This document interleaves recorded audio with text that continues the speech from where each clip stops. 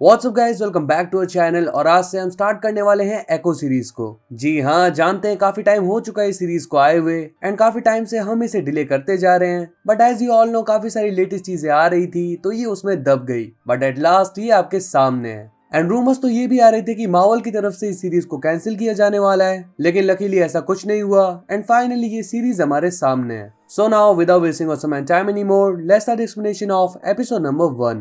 तो एपिसोड की स्टार्टिंग में हम देखते कुछ लोगों को जिन्हें कि आप नेटिव अमेरिकन बुला सकते हो। एंड यहाँ पे हम देखते कि ये सभी लोग बात ले रहे होते हैं एंड इनके शरीर पे अलग ही कलर चिपका हुआ है। तभी ये लोग बाहर निकलते हैं एंड यहाँ पे हम देखते हैं कि इनका जो कलर था वो वापस से उतर गया। एंड अब हम कह सकते हैं कि ये लोग बिल्कुल इंसानों की तरह लग रहे हैं। इनकी जो लीडर होती है वो उनसे कहती है उसे फॉलो करने के लिए। तो ये थी एपिसोड 1 की ओपनिंग। इसके अगले सीन में हम देखते हैं दो लड़कियों को, जिनमें से एक है माया लुपेज यानी कि एको और एक ही उसकी कजन सिस्टर बोनी। एक्चुअली आज के दिन इनका फैमिली मीटअप हुआ है तो ये दोनों भी आपस में एंजॉय कर रहे हैं। साथ ही इन दोनों की फैमिली भी आग जला के एंजॉय कर रही है। इसके बाद माया लुपेज की ग्रैंड मदर चूला यहाँ से निकल जाती है एंड रास्ते में उन्हें दिखाई देता है एक बर्ड। यहाँ से वो फिगर आउट करती है कि उनके एंसिस्टर्स की तरफ से उन्हें एक मैसेज भेजा गया है। ऑन द अदर हैंड हम देखते हैं माया लुपेज को एंड यहाँ पे वो अपनी मॉम से कह रही होती है कि मुझे आइसक्रीम खानी है। उसकी मॉम कहती है कि अभी घर पे तो कोई आइसक्रीम नहीं है, हम लोग शॉपिंग करने चलते हैं और वहीं पे मैं तुम्हें आइसक्रीम खिला दूंगी। इसके बाद ये दोनों माँ बेटियां निकल लेते हैं, लेकिन रास्ते में जब उसकी मॉम कार ड्राइव कर रही थी तो यहाँ पे कार के ब्रेक्स फेल हो जाते हैं एंड इससे इनकी कार का बहुत ही भयानक एक्सीडेंट हो जाता है। इस एक्सीडेंट में माया तो जिंदा बच गई, लेकिन उसकी मॉम को अपनी जान गंवानी पड़ी।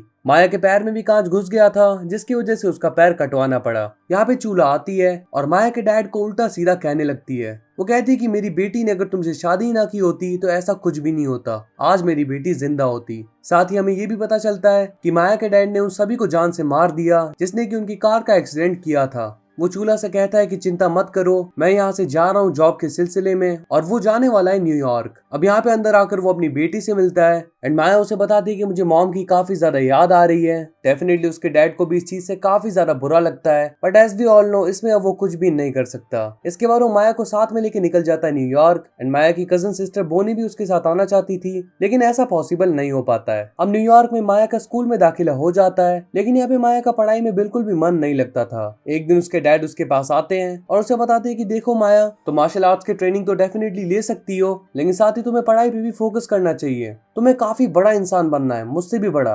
और यही चीज माया को मोटिवेट करती है। इसके बाद हम देखते हैं कि माया धीरे धीरे बड़ी हो चुकी है और अब उसे एक नकली टांग लगानी पड़ती है। इसी के सहारे वो मार्शल आर्ट्स कर पाती है, लेकिन इस चीज में वो काफी ज्यादा माहिर है। अच्छे अच्छों को वो धूल चटा देती है। इसके बाद वही सीन वापस से रिपीट होता है जो कि हमने हॉकाई सीरीज में भी देखा था एंड यहाँ पे हम देखते हैं कि माया के डैड की डेथ हो जाती है। माया उनके पास आती है और उसके डैड उसी के सामने दम तोड़ देते हैं। इसके बाद माया जब अपने डैड की कब्र के पास होती है तो यहाँ पर उसे बोनी का मैसेज आता है जो कि उसे कहती है कि तुम अकेली नहीं हो, तुम्हें कोई भी जरूरत हो मुझे कॉल करना, मैं हमेशा तुम्हारी हेल्प के लिए रेडी हूँ। इसके बाद समय और बीतता है एंड यहाँ पे हम देखते हैं कि माया ने धीरे धीरे काफी सारे क्राइम्स कर दिए हैं, तो इसीलिए पुलिस उसे पकड़ने के लिए आ जाती है। अब वो अपनी बाइक से पुलिस की कार पे अटैक करने लगती है, बट वो उनका कुछ नहीं बिगाड़ पाती और वो उसे पकड़ के ले जाने लगते हैं। तभी यहाँ पे आ जाता है विल्सन फिस्क यानी कि किंग पिंग। जी हाँ, डेयर डेविल वाला, जैसे कि हॉकाई सीरीज में तो बिल्कुल डिस्ट्रॉय करके रख दिया। अब देखते हैं कि इस सीरीज के अंदर भी इस कैरेक्टर को डिस्ट्रॉय किया गया है या फिर अच्छी तरीके से इस कैरेक्टर को डेवलपमेंट दी गई है। वो उसे अपने साथ ले जाने लगता है और कहता है कि देखो, मुझे पता है कि तुम्हारे डैड के साथ क्या हुआ,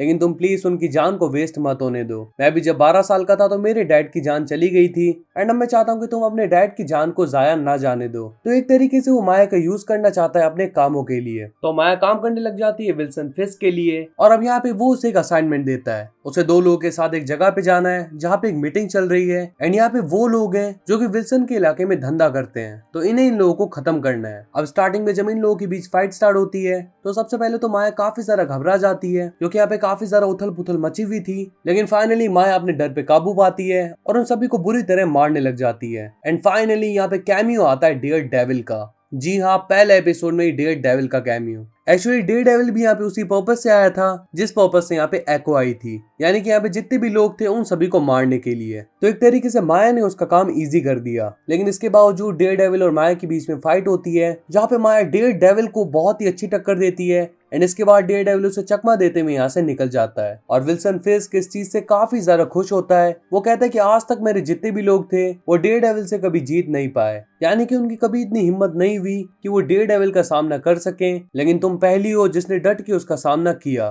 तो इस चीज के लिए वो उसकी काफी ज्यादा तारीफ करता है। एंड अब माया एक असैसिन बन चुकी है एंड जाने अनजाने वो क्राइम के रास्ते पे निकल चुकी है। विल्सन के लिए वो सारा का सारा काम कर रही है एंड अब उसे काम करने में मजा भी आ रहा है। वो विल्सन को यहाँ तक बोल देती है कि जब मेरे डैड का किलर मुझे मिलेगा तो मैं अपने हाथों से उसे मार दूंगी। इसके बाद 1 बाय 1 हमें काफी अच्छी फाइट्स देखने को मिलती हैं एंड फाइनली वो सीन भी आता है जब हॉकाय माया से मिलता है एंड उसे बताता है कि तुम्हारे डैड का कातिल और कोई नहीं बल्कि विल्सन है। वो हमेशा से तुम्हें यूज कर रहा है, उसे तुम्हारी कोई परवाह नहीं है बल्कि तुम उसके लिए काफी यूजफुल चीज हो, इसीलिए वो तुम्हें अपने साथ रखता है। उसने तुम्हें सिंपैथी शो करके काफी नाटक किया, असल में वही तुम्हारा सबसे बड़ा दुश्मन है। तो फाइनली यहाँ पे वो सीन आ जाता है जब माया किंग पिन को जान से मार देती है। इसके बाद में सीन दिखाया जाता है 5 महीने बाद का एंड यहाँ पे हम देखते कि किसी फाइट के चलते माया को चोट आई है एंड यहाँ पे उसके पेट से काफी ज्यादा खून निकल रहा है। वो अपने पेट पे पट्टी बांध लेती है और बाइक में यहाँ से निकल जाती है। रास्ते में उसे लगी चोट के कारण उसे काफी ज्यादा दर्द हो रहा होता है और देखने में ऐसा लग रहा होता है कि कहीं वो बेहोश ना हो जाए। वेल वो जा रही है ओकियामा नेटिव अमेरिका में।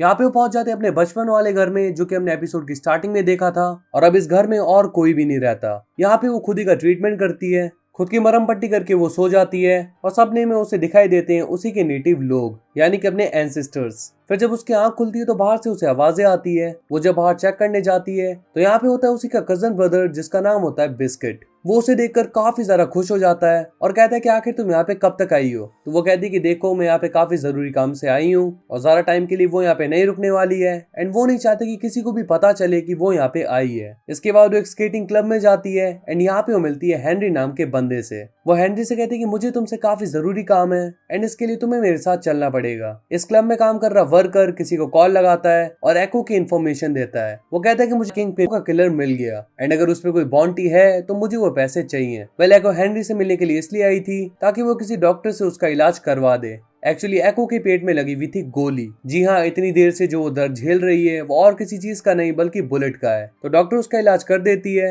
एंड इसके बाद हम देखते हैं कि वो अपनी बहन बोनी पे नजर रख रही है। उसकी बहन एक फायर डिपार्टमेंट में काम करती है एंड यहाँ पे हेनरी उससे कहता है कि तुम्हें अपनी बहन से एक बार जाके मिल लेना चाहिए, क्योंकि अगर तुम्हारी बहन को ये पता चला कि तुम यहाँ पे हो एंड उससे जाके अभी तक नहीं मिली तो उसे सच में काफी ज्यादा बुरा लगेगा। एको कहती है कि देखो मुझे इन सारी चीजों से कोई फर्क नहीं पड़ता क्योंकि मैं ये सब करने के लिए यहाँ पे नहीं आई हूँ। अब हेनरी को ये बात पता चल जाती है कि एको यहाँ पे किसी रीजन से आई है, यानी कि कोई मिशन है जो कि उसे फुलफिल करना है। एको यहाँ पे उसके साथ अपना मिशन शेयर करती है एंड कहती है कि इसमें मुझे तुम्हारी हेल्प चाहिए। एक्चुअली उसे एलिमिनेट करना है विल्सन फिस्क के सारे लोगों को। मतलब कि विल्सन फिस्क को तो वो जान से मार चुकी, लेकिन उसके जितने भी लोग हैं वो अभी भी उसके पीछे पड़े हुए हैं। तो वो उन सभी से पीछा छुड़ाना चाहती है और साथ ही उन्हें जान से मारना भी चाहती है। हेनरी इस चीज से काफी ज्यादा डर जाता है और कहता है कि देखो किसी को भी ये बात पता नहीं चलनी चाहिए कि तुम मुझसे मिली थी एंड इस चीज में मैं तुम्हारी कोई भी हेल्प नहीं कर सकता। अगर तुम्हें ये सब कुछ करना है तो जाओ और खुद ही अपनी हेल्प कर लो। फिर एपिसोड के लास्ट सीन में हम देखते हैं कि यहाँ पे किसी बंदे का ट्रीटमेंट चल रहा था और ये और कोई नहीं बल्कि विल्सन फिस्क था, यानी कि किंग पिन अभी मरा नहीं है बल्कि जिंदा है। तो इसी सरप्राइज के साथ एपिसोड 1 यहीं पे खत्म हो जाता है। तो ये देखना काफी ज्यादा इंटरेस्टिंग होने वाला है कि एपिसोड नंबर 2 में क्या होगा।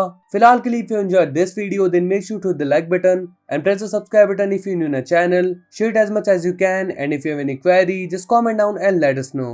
So we'll see you in the next one. Till then, peace up.